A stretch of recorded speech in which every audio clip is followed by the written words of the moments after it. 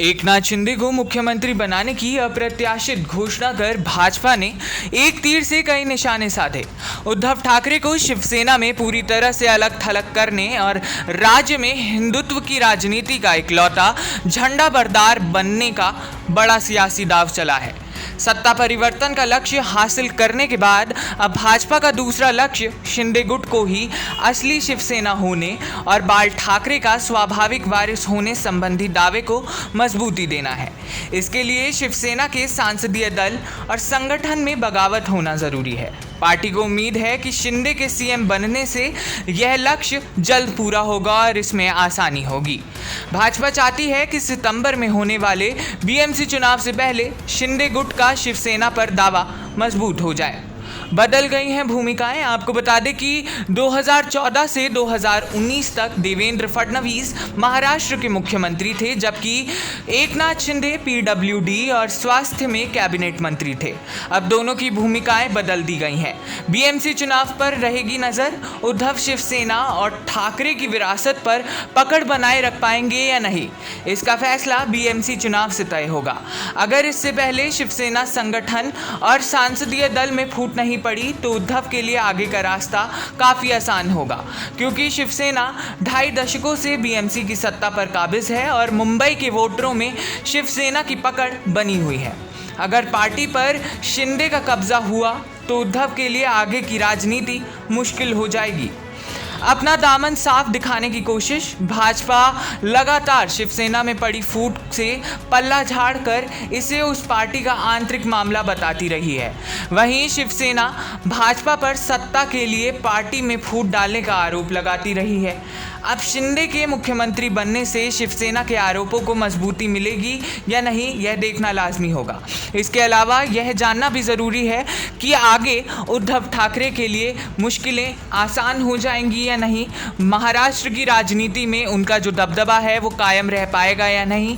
ऐसे तमाम सवालों के जवाब जानने के लिए हमने बात की road map to win elections in last hour के लेखक और चुनावी सलाहकार डॉक्टर सुनील मिश्रा से।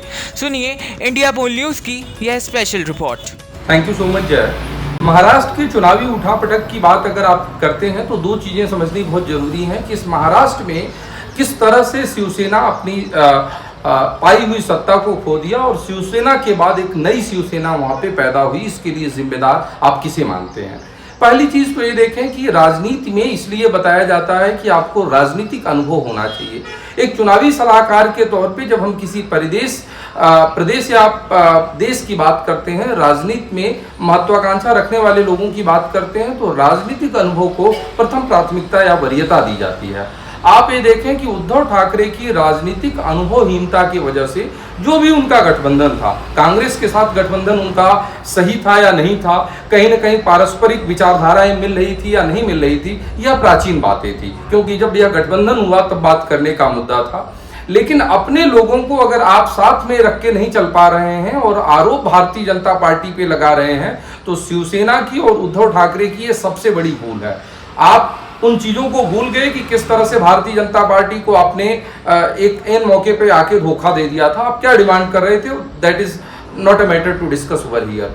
लेकिन आप अपने लोगों को एक साथ लेकर नहीं रह पाए, एकजुट करके नहीं ले पाए, और सरकार आज परिवर्तन हो गई तो आप घड़ियाली आंसू दिखा रहे हैं। इस पूरे परिवर्तन में भारतीय जनता पार्टी की कहीं न कहीं जो आप नीयत स्ट्रेटजी की बात करते हैं, मुझे लगता है कि जिस तरह देवेंद्र फडणवीस को सीएम फेस 9 बना के डिप्टी सीएम बनाया गया है, आने वाले वक्त में भारतीय जनता पार्टी के लिए यह बहुत ही हितकर साबित होने वाली है, क्योंकि भारतीय जनता पार्टी से ज़्यादातर यह उम्मीदें की जा रही थी कि गठबंधन प्रेम को नहीं निभाने वाली पार्टी है। वो बिहार में नीतीश कुमार के साथ हो, उत्तर प्रदेश में छोटे दलों के साथ हो, या अन्य प्रदेशों में तमाम छोटे दलों के साथ जो इनके संगठन जिस तरह से अलायंस की बातें चल रही थी, कि कहीं ना कहीं लोग नाराज थे।